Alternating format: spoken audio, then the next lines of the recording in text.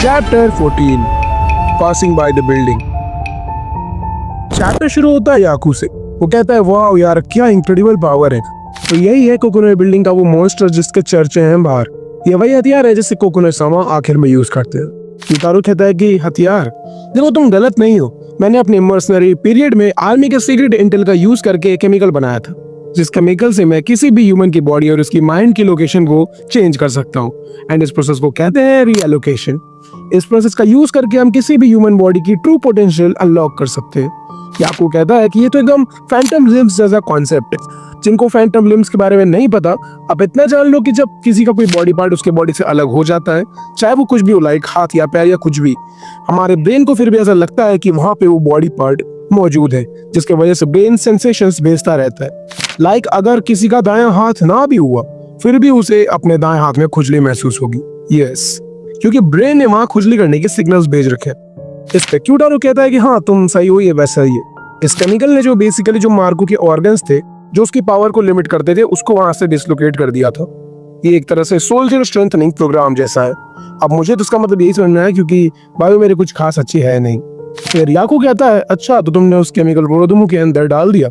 इस पे क्यूटारो कहता है नहीं तुम गलत हो, असल में मैंने उसे अपने बेटे के अंदर डाला है, मार्को के अंदर। मतलब मार्को इसका ही बेटा है। वो कहता है मैंने भले ही ये केमिकल यूज करके उसकी पावर्स बढ़ा दी हो, लेकिन वो इसके वजह से अपनी इंटेलिजेंस और मैनर्स खोते जा रहा था। मुझे लगा कि ये केमिकल के साइड इफेक्ट्स होंगे, बट इसी बीच मुझे एक आंख घूर रही थी और तब जन्म हुआ रोदोमो का, जिसका मुझे इंतजार था। याकू कहता है कि एक ही बॉडी में दो पर्सनैलिटीज, तो ये राज है उस पावर का। वो सोचता है कि चाहे कोई भी इंसान हो, चाहे वो ओशंस में रहता हो या पहाड़ों में, कोई भी अपने खुद के बेटे को ऐसे अशुद्ध नहीं करेगा। लेकिन ये ओल्ड मैन कुछ ज्यादा ही इविल है, लेकिन फिर भी इस एरिया में उसका पावर स्टेबल रहता है। लेकिन वही उसोगी जिसने एक बार काकिरू की मेंबरशिप का स्वाद चखा था, वो एक ही टाइम पे बहुत सारी पावर को कंसाइज कर सकता था, क्योंकि ये पूरा प्लेनेट पावर के अगल बगल ही घूमता है और पावर इस लाइफ का आधार है। अगर हम पावर को पुलिस से रिलेट करके चलें, तो अगर पुलिस अच्छे तरह से एस्टैब्लिश नहीं होगी तो लोग क्राइम करना शुरू कर देंगे और एक दूसरे को खुद के फायदे के लिए मारना भी शुरू कर देंगे, क्योंकि कोई भी उसकी बात नहीं मानता जिसके पास पावर नहीं होती। जैसा कहा गया है कि कोई उस बाघ से नहीं डरता जिसके पास दांत नहीं होते। गैम्बलिंग में भी पावर का बहुत बड़ा रोल होता है। अगर किसी को एक सर्टेन पोजीशन पर जाना है तो उसे नेगोशिएट करना आना चाहिए, यही पावर है। और जितने बड़े स्टेक्स होते हैं उतना ही ज्यादा चांस होता है कि स्ट्रॉन्ग साइड अपने वादों से मुकर जाते हैं और मॉरल्स को भी भूल जाते हैं। और जब ये स्ट्रॉन्ग साइड हार जाती है और विनर वो बनता है जिसके पास कुछ खास स्किल्स ही ना हो, तो धीरे धीरे उस विनर की भी पावर खत्म हो जाती है। तो ये था power is life a lesson. अब बढ़ते हैं उसोगी की कहानी पर। तो जब उसोगी अपने पीक पर था, अपने रेंज में था, तब उसने एक गेम में पार्टिसिपेट किया था और वो काकेरू के अगेंस्ट में खेल रहा था। उस टाइम उसका ओपोनेंट था काकेरू का 21st रॉयल लीडर किरोमा शोइची। एंड ये कैरेक्टर काफी प्रोमिनेंट कैरेक्टर है इस मांगा का, तो नाम याद रखना इसका। अब ये जो गेम था इसका नाम था सरपासिंग द लीडर चैलेंज। इस गेम का भी रेफरी याकू ही कोइची था। वो उसोगी से कहता है कि तो तुम्हारा नाम है बाकू। ये पूछना थोड़ा इनकन्वीनियंट सा है, पर क्या बता सकते हो मुझे कि क्या चीज को दाव पे लगा रहे हो? एंड बाकू कहता है एवरीथिंग, जो भी मेरे पास है। ठीक है। याकू कहता है कि मुझे पक्का पता है कि एवरीथिंग में उसकी लाइफ भी आती ही होगी। इधर किरुमा ने अपने लीडर की पोजीशन को दाव पे लगाया था। देख रहे हो कितने बड़े बड़े बिट्स लग रहे हैं यहाँ पे। हालांकि ये एक ट्रेडिशन है कि काकेरू का लीडर अपनी पोजीशन को एज वेजर यूज करता ही है, लेकिन अगर पास्ट रिकॉर्ड्स की माने तो ऐसा कभी भी नहीं हुआ कि कोई बंदा उन्हें हरा के उनकी पोजीशन ले ले। शोइची कहता है कि हमें क्या करना चाहिए बाकू ताकि थोड़ा मजा आए। बाकू कहता है कि मुझे सोचने दो, आज की रात आसमान काफी सुंदर लग रहा है, क्यों ना हम इस चीज पर बैट लगाए कि अभी अगले आधे घंटे में इस एरिया से कोई एयर व्हीकल पास करेगा या नहीं, मतलब ऊपर से। क्या कहते हो? शोइची कहता है कि ठीक है, बताओ तुम्हारी बैट क्या है फिर। उसोगी कहता है कि मुझे लगता है कि अगले आधे घंटे में कुछ एयर व्हीकल्स इस एरिया से गुजरेंगे। एंड शोइची कहता है कि ठीक है। बाकू काफी ज्यादा सेल्फ कॉन्फिडेंट था क्योंकि उसने ये प्रिपरेशन कर रखी थी इस तरह के अनप्रेडिक्टेबल सिचुएशन से कैसे निपटना है। अब गेम शुरू होता है और आधे घंटे हो जाते हैं, बल्कि उससे ज्यादा ही हो जाते हैं, लेकिन एक भी एयर व्हीकल वहां से नहीं गुजरता। बाकू ने पहले से ही लगभग 100 एयर व्हीकल्स को पैसे दे रखे थे ताकि वो वहां से गुजरे, बट स्टिल ही लॉस्ट, क्योंकि जो पावर और पैसा उसके पास था वो काकेरू नहीं दिया था।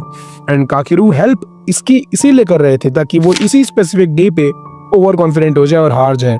इसलिए लगा देने के बाद भी शोइची उसका सारा पैसा और पावर ही लेता है और उसको जिंदा छोड़ देता है। शोइची कहता है कि तुम बोरिंग हो, तुम ऐसे स्किल्ड स्विमर हो जो पानी में ही डूब गया हो। अगर तुम पोकर जैसा कोई गेम चुनते तो शायद तुम आसानी से जीत सकते थे। जाओ, मैं तुम्हें छोड़ देता हूँ। जब भी कभी मेरा मन करेगा मैं आके तुम्हारी जान ले लूंगा। वैसे भी तुम्हारे जैसे बोरिंग पर्सन में मुझे इंटरेस्ट नहीं है। और इस इंसिडेंट के बाद उसुगी का पावर, उसका पैसा और यहाँ तक कि जिस चीज के लिए वो जी रहा था वो सब चीज खो देता है। अब आप सोच रहे होंगे कि अभी तो अबैंडन बिल्डिंग गेम चल रहा था, तो फिर ये अचानक से ये स्टोरी कहाँ से बीच में आ गई। तो थोड़ा वेट करो, ये स्टोरी आगे जाके कनेक्ट हो जाएगी मेन स्टोरी से, तो आप टेंशन मत लो। हाँ, तो अब उसने सब कुछ खो दिया था और अब देखो वो क्या कर रहा है, ऐसी छोटी मोटी गैम्बलिंग, वो भी किसके लिए, सिर्फ काकेरू के मेंबरशिप के लिए। बट देन याकू को एक चीज हिट करती है। वो कहता है वेट, उसने सब कुछ खो दिया, मतलब सब कुछ। इसका मतलब है कि मैं नहीं, द रॉयल लीडर और पूरा काकेरू उसके प्लान में फंस चुके हैं। एंड चैप्टर यहीं पे खत्म होता है। Chapter 15, plan B. तो गेम वापस से कंटिन्यू होता है। हम देखते हैं बाकू और काजी रोदमू से बच के भाग रहे थे। बाकू ने वो 10 मिलियन येन वाला बैग और अपना जैकेट वहीं पे छोड़ दिया था। काजी बाकू से इस चीज का रीजन पूछता है, जिसपे बाकू कहता है कि क्यूटारू को हमारी लोकेशन के बारे में पता है, जिसका मतलब है कि जरूर उस बैग या उस जैकेट में कोई ट्रांसमीटर लगा होगा जो हमारी लोकेशन उस तक पहुंचा रहा है। हालांकि बाकू बैग के बारे में श्योर नहीं था, लेकिन उसे भरोसा था कि उस जैकेट में एक ट्रांसमीटर तो जरूर होगा। पर अब जब ये उन्होंने वहां पे छोड़ दिया था तो फिर क्यूटारो को तो यही लगेगा ना कि वो वहां पे है, मतलब 4th फ्लोर पे है। बट बाकू कहता है कि इसी चीज का हम फायदा उठाएंगे। क्यूटारो रोदोमू को 4th फ्लोर पे रहने का ऑर्डर देगा और हम उससे इजीली बच जाएंगे। हम सीधे उस रूम में जाएंगे जहाँ क्यूटारो और याकू है। और होता भी कुछ ऐसा ही है। क्यूटारो रोदोमू को 4th फ्लोर पे जाने का ऑर्डर देता है और वो कहता है कि वो दोनों 1st और 2nd फ्लोर पे नहीं जा रहे हैं और वापस 4th फ्लोर पे जा रहे हैं। वो लोग फंस चुके हैं। They are like rats trapped in a labyrinth. उनके टुकड़े टुकड़े कर दो, अब मेन डिश खाने का टाइम आ गया है। इधर क्यूटारो के रूम में याकू नीचे झुकता है। क्यूटारो उससे पूछता है कि क्या हुआ याकू। याकू कहता है कि कुछ नहीं, वो बस मेरा पेन नीचे गिर गया था, वही उठा रहा था। बट ये एक्ट कोई नॉर्मल एक्ट नहीं था, क्योंकि वो पेन असल में एक वायर ट्रैप था। एक्चुअली याकू को पता था कि उसोगी अपने साथ एक वायर ट्रैप कैरी करता है और उसने उस ट्रैप को क्यूटारो के रूम में लगा के रखा था। इस चीज का पता बाकू को लग जाता है कि याकू ने वो वहां से ट्रैप उठा लिया है। वो भागते भागते रुक जाता है। काजी पूछता है कि क्या हुआ बाकू, हम रुक क्यों गए? अगर हम रुकेंगे तो वो रोदोमू हमें मार डालेगा। इधर याकू एनालाइज करता है कि उसोगी को ये पहले से पता था कि यहाँ पे ऐसे सिचुएशन क्रिएट हो सकती है, इसलिए उसने इसके लिए पहले से प्रिपरेशन कर रखी है। मतलब वो यहाँ अपने प्लान के मुताबिक आया है, ना कि क्यूटारो के बुलाने पे। आसान शब्दों में कहा जाए तो बाकू को पहले से ही पता था कि इस बिल्डिंग में क्यूटारो कैसी कैसी चीजें करता है। खैर ये तो आम बात है, उसे तो ये पता ही होगा। और मजे की बात यहाँ पे ये है कि बाकू ने क्यूटारो से अपने काकेरू मेंबरशिप को एज वेजर यूज करने कहा था। मतलब बाकू को पहले से पता था कि क्यूटारो के पास काकेरू की मेंबरशिप है और ऐसा लग रहा है कि उसका असली एम ये नहीं है कि उसको काकेरू की मेंबरशिप चाहिए। असल में उसका एम कुछ और ही है। हालांकि अभी एक गेम उसके लिए जिंदगी और मौत का फैसला कर सकती है। याकू सोचता है कि शायद हो सकता है उसका एम और ये गेम आपस में इंटरकनेक्टेड हो। खैर ये बस मेरे दिमाग की उपज भी हो सकती है। माना कि रोदोमू की पावर अकेले ही आर्मी जितनी है, पर फिर भी देखते हैं उसोगी क्या करता है। अगर उसोगी के पर्सपेक्टिव से देखा जाए तो ये पार्ट इस गेम का मेजर पार्ट तो नहीं है। आखिर उसका प्लान है क्या? उसका प्लान जो भी हो, फिलहाल वो रोदोमू से बचने के ही बारे में सोच रहा होगा, क्योंकि वो रोदोमू से डायरेक्टली नहीं लड़ सकता। हो सकता है कि वो वापस इसी फ्लोर पे आ जाए और इसी रूम में आके क्यूटारो पे अटैक करने की सोचे। यही बेस्ट प्लान है मेरे हिसाब से। फिर हमें बाकू और काजी की लोकेशन और पूरा 5th फ्लोर का मैप दिखाया जाता है। इधर काजी को पता नहीं क्या हो गया था, वो कुछ ज्यादा ही कॉन्फिडेंट हो गया था। वो कहने लगा कि अब तो हम जीत ही जाएंगे, क्योंकि अब हमने उस रोदोमू को नीचे वाले फ्लोर पे फंसा दिया है। इस प्लान ए का यूज करके हम इजीली क्यूटारो को हरा देंगे। और इधर क्यूटारो रोदोमू से कहता है कि ऊपर जाओ, वो लोग 5th फ्लोर पे है। शायद वो लोग मुझ पे अटैक करने का सोच रहे हैं। और भाई वो लोग सच में 5th फ्लोर पे ही थे। ये बात बाकू को पता लग जाती है और वो सोचता है कि अगर बैग में ट्रांसमीटर नहीं था तो क्यूटारो को उसकी लोकेशन अब कैसे पता चल रही है। सडनली बाकू कहता है कि अच्छा अब समझ में आया, तो क्यूटारो तुमने इस पे काम किया है ना। फिर बाकू कहता है कि काजी हम प्लान चेंज कर रहे हैं, हम प्लान बी यूज करेंगे। काजी पूछता है कि अब ये प्लान बी क्या है। बाकू कहता है कि हम 6th फ्लोर पे जाएंगे, यानी कि ऊपर। काजी कहता है कि यानी वो बैग और जैकेट वहां पे सब छोड़ना सब बेकार गया। बाकू उसमें 10 मिलियन येन थे, तुम्हें नहीं लगता कि हमने सब कुछ वेस्ट कर दिया? बट बाकू उसकी नहीं सुनता और उसको लेके भागना शुरू कर देते। वो काजी से कहता है कि यू आर टैलेंटेड। इधर क्यूटारो फिर से रोदोमू को 6th फ्लोर पे जाने को कहता है और रोदोमू वैसा ही करता है।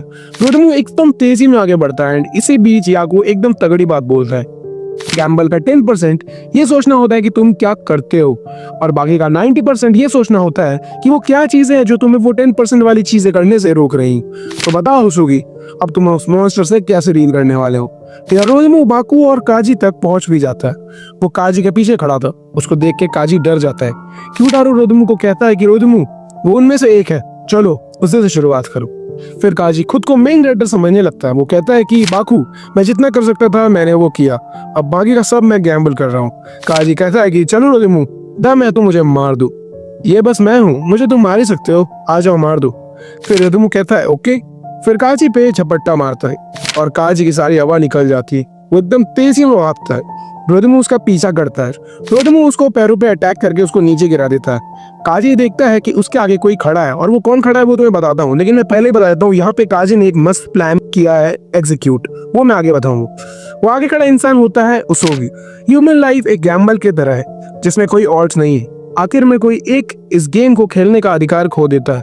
जैसे इस गेम को ही ले लो, ये गैम्बल भी बाकू या क्यूटारो में से किसी एक का आखिरी गैम्बल होने वाला।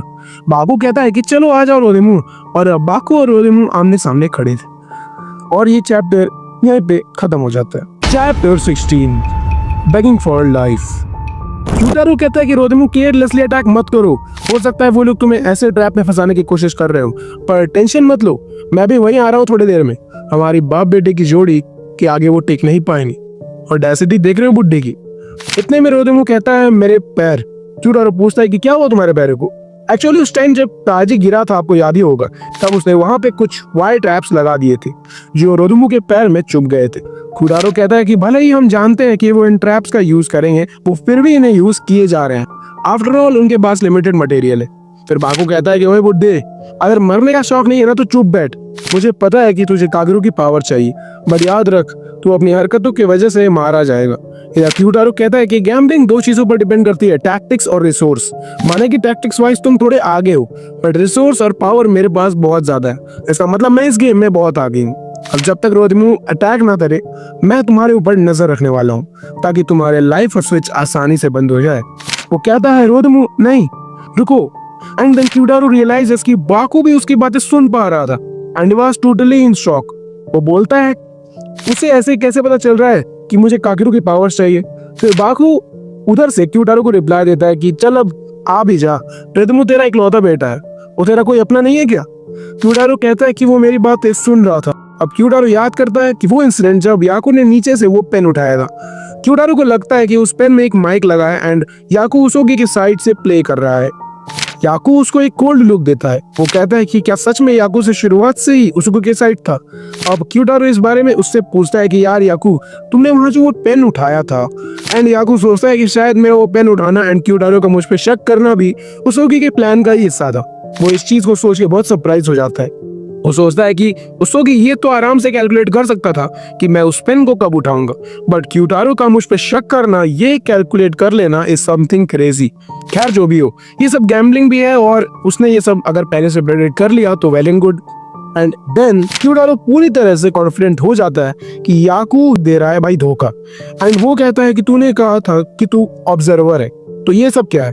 अब याकू कहता है कि आप गलती कर रहे हो कुकुने-सामा, मैं ऑब्जर्वर ही था, और तब तक ही जब तक ये गेम फेयर था, और जब से इस गेम के कोई रूल्स नहीं है, मैं भी अब फ्री हूँ, मैं किसी की भी साइड को सपोर्ट कर सकता हूँ। एंड देन याकू कहता है कि कंप्लेन करना बंद करो बुड्ढे। उधर बाकू और काजी ने रोदमू के अगेंस्ट सारी प्रिपरेशन कर ली थी। फिर उधर क्यूटारो याकू से कहता है कि अब मुझे तुम पे भरोसा नहीं है, रोदमू उसोगी को मार दो जिसी भी कीमत पर, उसको और समय मत दो। रोदमू तुरंत कमांड फॉलो करता है और बाकू को हंट करने के लिए आगे बढ़ता है। काजी कहता है कि बाकू हमारा प्लान सही तो है ना। बाकू कहता है कि सही हो ना हो, ये वैसे भी एक गैम्बल है। काजी कहता है हमारे जीतने के चांसेस 100% है, तो ये गैम्बल कैसे हुआ, हम जो कर सकते थे हमने वो किया, अब बाकी अपने लक पे है सब। क्यूटारो कहता है उसोगी तुम मुझे बहुत लाइटली ले रहे हो, तुम्हें क्या लगता है मेरे पास कोई प्लान नहीं होगा और मुझे तुम्हारे प्लान के बारे में नहीं पता। तो तुम आगे बढ़ता है। काजी कहता है बाकू-सान खींचो, एंड बाकू ट्रैप एक्टिवेट करता है, बट क्यूटारो को इसके बारे में पहले से पता था। वो रोदमू को उन ट्रैप से बचा लेता है। फिर वो कहता है कि उसोगी यू आर अनलकी कि तुम्हारा ओपोनेंट मैं था, रोदमू चीर दो उसे। एंड तभी वो ट्रैप बाकू ने जो बिछा रखा था वो ब्लास्ट कर जाता है। काजी कहता है बाकू-सान ध्यान से, एंड क्यूटारो कहता है तो ये था तुम्हारा प्लान। 6th फ्लोर का आखिरी ट्रैप जिसका रेंज काफी ज्यादा था। वो हंसता है, फिर कहता है, ओए उसुगी, तुम्हारे प्लान को पासिंग ग्रेड्स भी नहीं मिले हैं। अब ये ट्रैप बेसिकली गन बैरल्स का यूज करके बनाया गया था। एंड याद है जब काजी तभी नीचे गिरा था, तब वहां से उसने वो ट्रैप्स तो लगाए ही थे, साथ ही साथ नीचे लगे वाइट ट्रैप्स का यूज करके वो सीधे बाकू तक पहुंच गया था। एंड सेम वाइट ट्रैप्स का यूज करके रोदमू भी वहां तक पहुंच गया था। अब क्यूटारो उसके प्लान को फ्रगाइल कहता है एंड ब्लास्ट की वजह से बाकू को बहुत ज्यादा इंजरी हो जाती है एंड वो नीचे गिर जाता है। रोदमू को ज्यादा चोट नहीं लगती क्योंकि उसने वो पहले से ही ह्यूमन शील्ड का इस्तेमाल कर लिया था, जिससे उसका डैमेज मिनिमाइज हो गया था। लास्ट पैनल में हम देखते हैं क्यूटारो कहता है कि मुझे तुम्हें इतना तड़पाना चाहिए या नहीं, क्या कहते हो उसकी? खैर ये लो, वो एक कपड़े का टुकड़ा उसके तरफ फेंकता है, इससे अपना खून साफ कर लो। एंड चैप्टर खत्म हो जाता है। Chapter 17 wipe your blood. Kyutaro Usugi को वो कपड़ा देता है और कहता है इससे तुम अपना खून साफ कर लो और फिर मैं तुम्हें जिंदा छोड़ दूंगा। याकू सोचता है कि क्यूटारो ऐसा क्यों कर रहा है। वो दरअसल ऐसा इसीलिए कर रहा था ताकि उसुगी को एक छोटी उम्मीद मिल जाए कि वो जी सकता है, क्योंकि जब किसी को ये लगने लगा कि वो मरने वाला है तो फिर उससे ये उम्मीद देना कि वो नहीं मरेगा और फिर उसे मारने का एक अलग ही मजा है। फिर क्यूटारो कहता है उसुगी अपनी लाइफ को बचाने की कोशिश करो ताकि मुझे तुम्हें मारने में और भी ज्यादा मजा आए। इतने में अचानक से रोदमू अपने हाथों से अपने आंख रगड़ने लगता है, जिसकी वजह से क्यूटारो कुछ देख नहीं पा रहा था एंड इसका रीजन आपको आगे पता चलेगा। फिर उसुगी कहता है कि क्या सच में तुम हमें छोड़ दोगे? क्यूटारो कहता है हाँ, मेरे पास और भी तरीके हैं तुम्हें यूज करने के। उसुगी कहता है कि नहीं, तुम मुझे मार दो, इस गेम में मैंने अपनी जान को दांव पे लगाया था तो फिर मेरा मर जाना ही बेहतर है। क्यूटारो कहता है कि यार तुम पागल हो क्या, तुम उसुगी हो, तुम्हें अपनी जान प्यारी नहीं है क्या? उसुगी कहता है मैं थक चुका हूँ यार, और अब तो हार भी चुका हूँ, अब जी के क्या फायदा। लेकिन हाँ, मेरी एक विश जरूर है, तुम इस बंदे को यानी कि काजी को छोड़ दो, क्योंकि इसकी कोई गलती नहीं है, मैंने ही इस गेम में इसको ढकेला था। फिर काजी कहता है कि नहीं बाकू, तुम ऐसा मत करो, मुझे मरने दो, तुम जिंदा रहो। फिर बाकू कहता है नहीं, तुम्हें जिंदा रहना चाहिए, मुझे नहीं। फिर इन दोनों का यही चलते रहता है, मुझे मार दो, इसे छोड़ दो वगैरह। क्यूटारो पागल हो जाता है कि साला ये दोनों क्या कर रहे हैं। फिर वो दोनों स्माइल देते हैं, तो बेसिकली ये लोग बस मजे ले रहे थे क्यूटारो के। याकू कहता है कि मानना पड़ेगा बाकू-सान, अब तक सब कुछ तुम्हारे प्लान के मुताबिक चला है। बाकू कहता है कि ओए बुड्ढे सुन, हमें तेरी मदद नहीं चाहिए, हमारा प्लान अभी भी ऑन गोइंग है क्योंकि हमारी जीत ऑलरेडी पक्की हो चुकी है। उसके बाद क्यूटारो रोदमू से कहता है कि तुम अपने आंख क्यों रगड़ रहे हो, चलो उन पे अटैक करो। रोदमू उसकी कोई बात नहीं सुन रहा था। बाकू कहता है कि वो ऐसा नहीं कर सकता, मुझे लगता है तुझे पता नहीं होगा, लेकिन अभी रोदमू का पूरा शरीर कॉस्टिक सोडा से भीगा हुआ है। कॉस्टिक सोडा समझते हो ना, सोडियम हाइड्रोक्साइड। क्यूटारो शॉक हो जाता है। अब मैं तुम्हें समझाता हूँ, तो याद करो चैप्टर 12, उसमें बाकू एक क्लिनिक नाम के रूम में जाता है, आपको याद ही होगा, तो वहीं से उसने वो सोडियम हाइड्रोक्साइड उठाया था। बट उसने ये रोदमू पे कब यूज किया वो बताता हूँ। तो जब ब्लास्ट हुआ था उसके धुएं में उसुगी ने ये मिला दिया था, जो रोदमू के आंखों पे लग गया था। हालांकि फिर भी इस चीज से रोदमू को पूरी तरह से नहीं रोका जा सकता था क्योंकि वो इससे आसानी से बच गया था। लेकिन उसके हाथ में जो ह्यूमन शील्ड थी, बेसिकली लाश, उस पे इस सोडा का असर पहले ही हो चुका था, जिसकी वजह से रोदमू भी उसकी चपेट में आ गया और फिर उसने अपनी आंखें भी रब कर ली, तो ये उसके आंखों पे भी लग गया। और ऐसा नहीं है कि बस इतने से ही वो कमजोर हो गया, रोदमू लगातार उस धुएं में फैले सोडियम हाइड्रोक्साइड को इनहेल कर रहा था, जिससे वो और कमजोर हो गया। तो एक ऐसा बंदा जो देख नहीं सकता वर्सेस एक ऐसा बंदा जिसके हाथ में एक गन हो, मतलब बाकू, तुम समझ सकते हो कि कौन ज्यादा ताकतवर है। फिर क्यूटारो कहता है कि इससे फर्क नहीं पड़ता, रोदमू उस पर हमला करो। रोदमू जंप करता है। बाकू कहता है कि पर बुड्ढे, तूने तो कहा था कि तू मुझे नहीं मारेगा। बाकू रोदमू पर गन पॉइंट करके कहता है you are liar. And chapter खत्म। हाँ, काफी छोटा चैप्टर था, है ना? खैर, चैप्टर 18 द फाइनल मूव।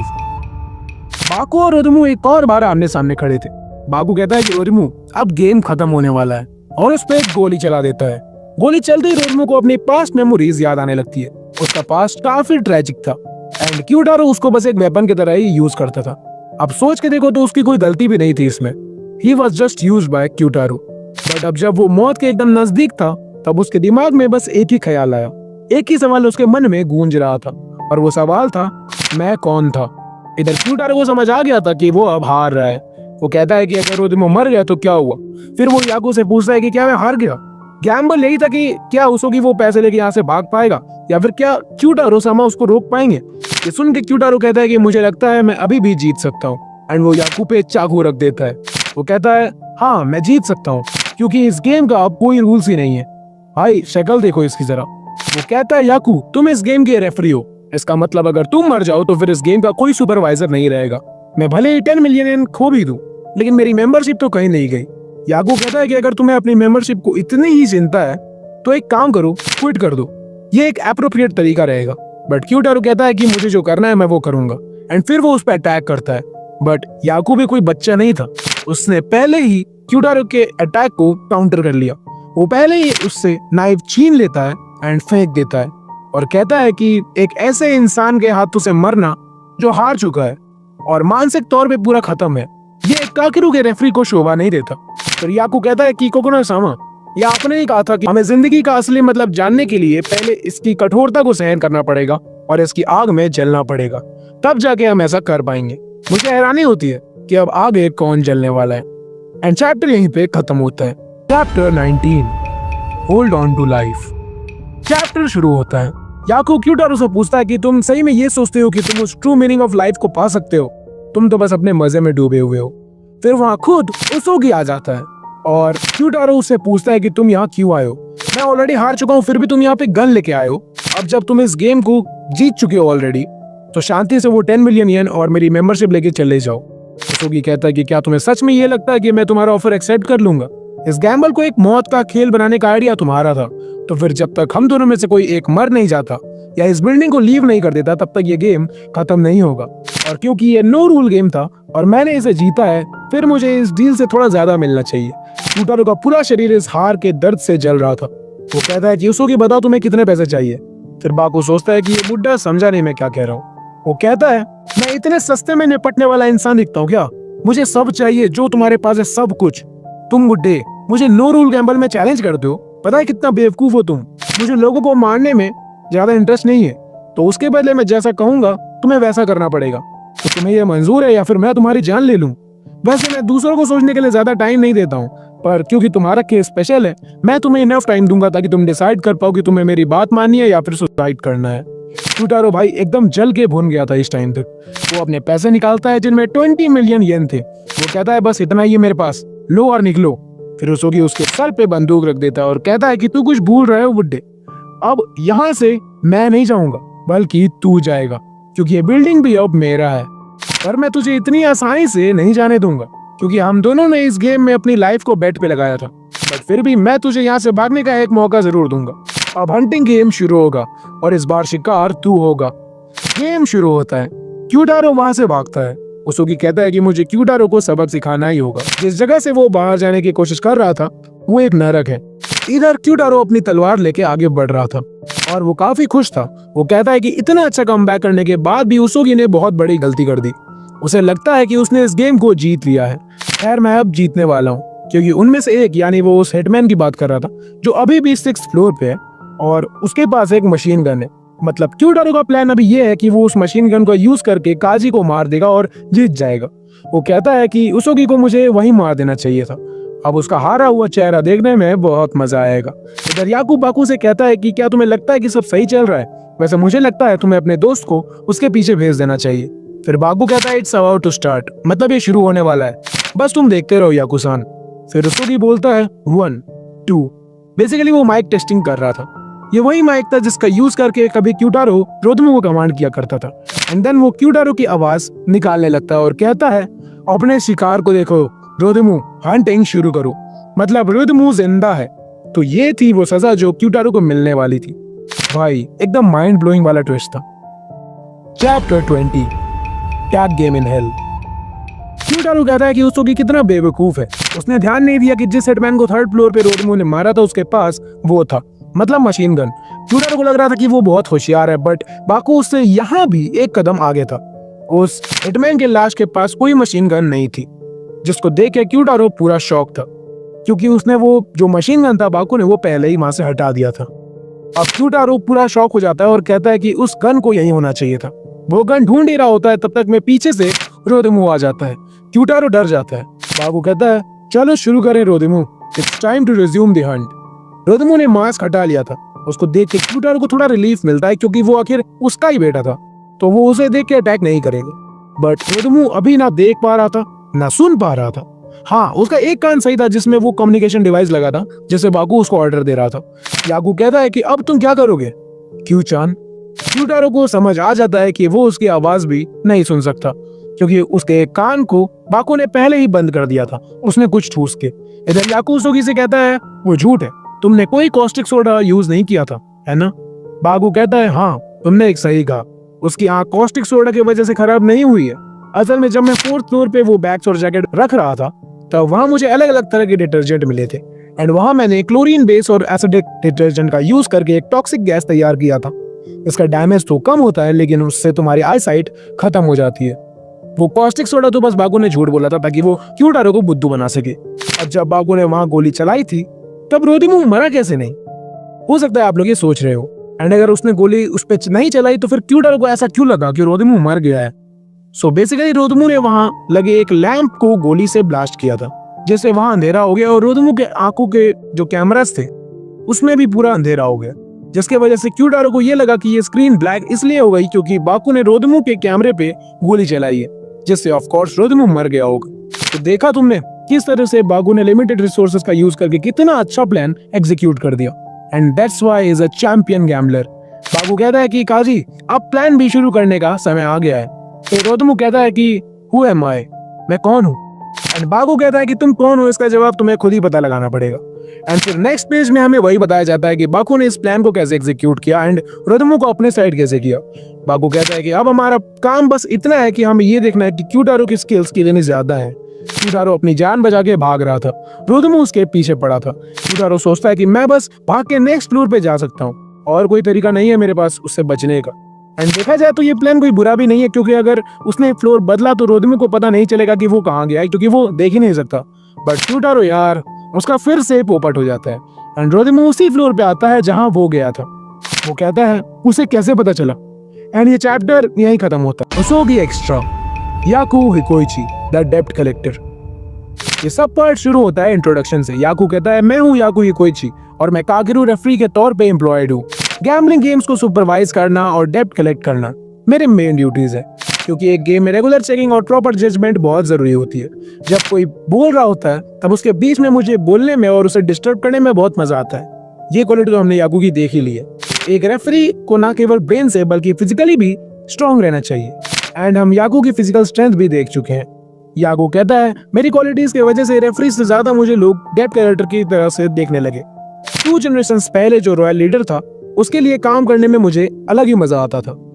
उस टाइम में हर डेट पूरी डेडिकेशन से कलेक्ट किया करता था एंड इसी के साथ ये सब पार्ट भी खत्म हो जाता है। आई नो थोड़ा अजीब सा था बट चलो एक्सप्लेन कर ही दिया मैंने। चैप्टर 21 हु एम आई।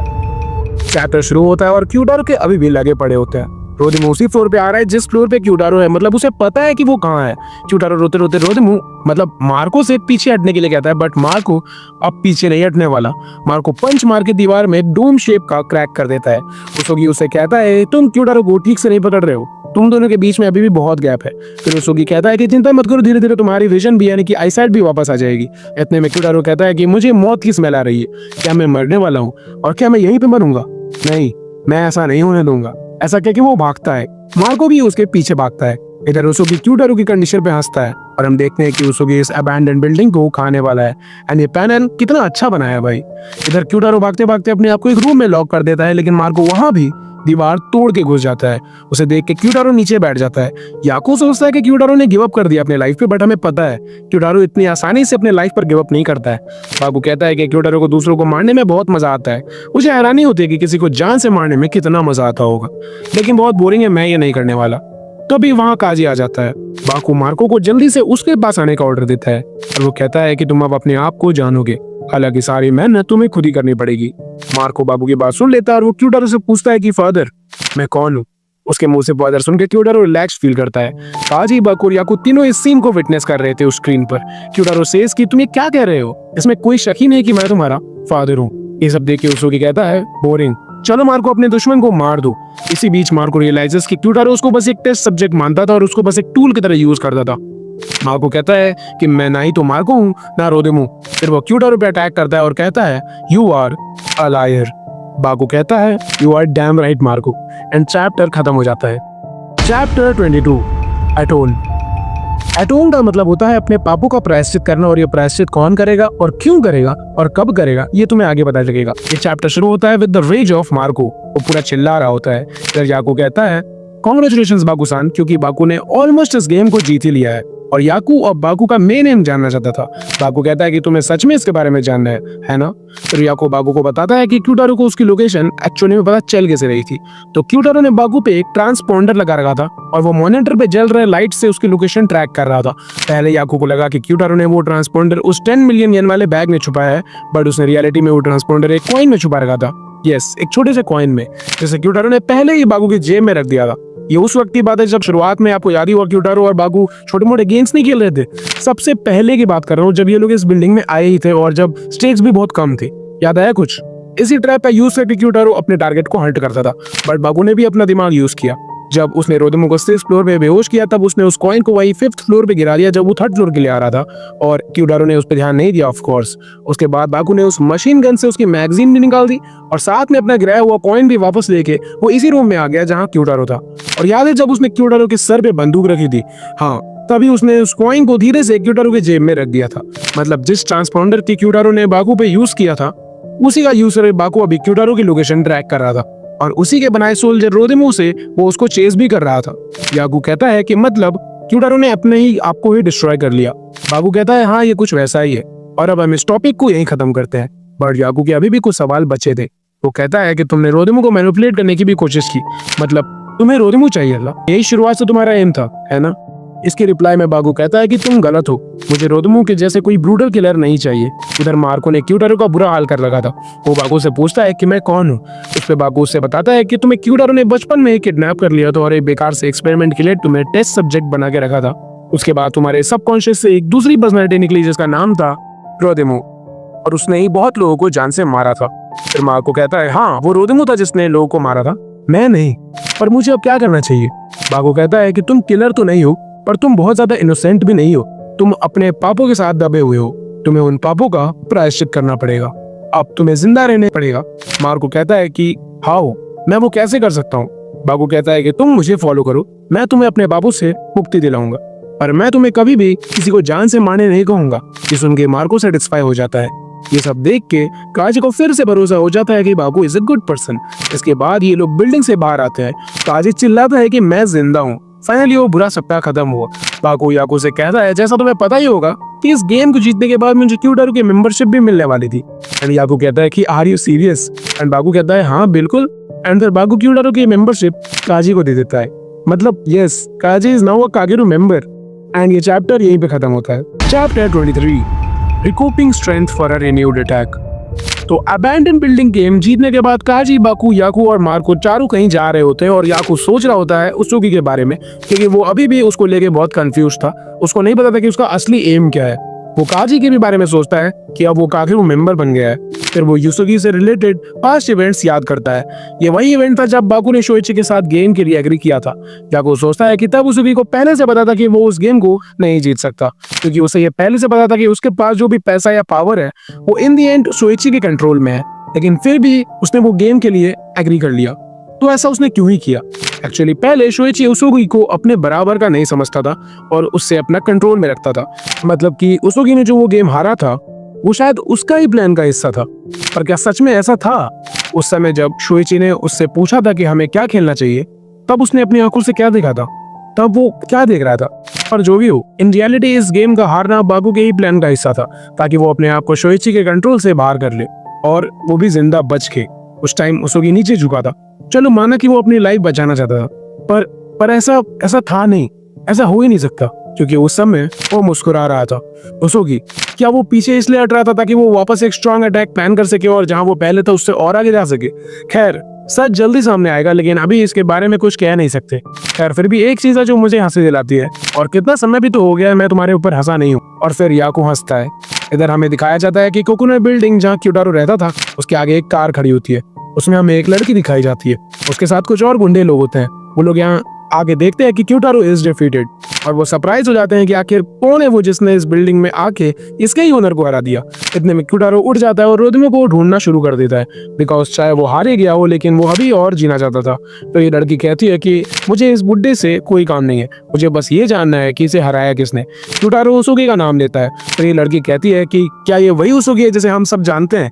तो ये लड़की उसुगी के बारे में कहती है कि वो काफी इंटरेस्टिंग बन चुका है और फिर ये लड़की क्यूटारो से कहती है कि तुम मेरी आंखों में चुभ रहे हो, और फिर क्यूटारो को ये लड़की मार देती है। इस लड़की का नाम है कुरामा रानको और इनकी गैंग का नाम है कुरामा गुमी। इधर याको कहता है कि बाकुसामा, मैं आपसे कुछ पूछना चाहता हूँ, और फिर वो बाकू से उसका एक्चुअल एम पूछता है। फिर बाकू फाइनली अपना एम बताता है। वो कहता है मेरा एम है वर्ल्ड पीस, शायद से। एंड चैप्टर यहीं पे खत्म होता है।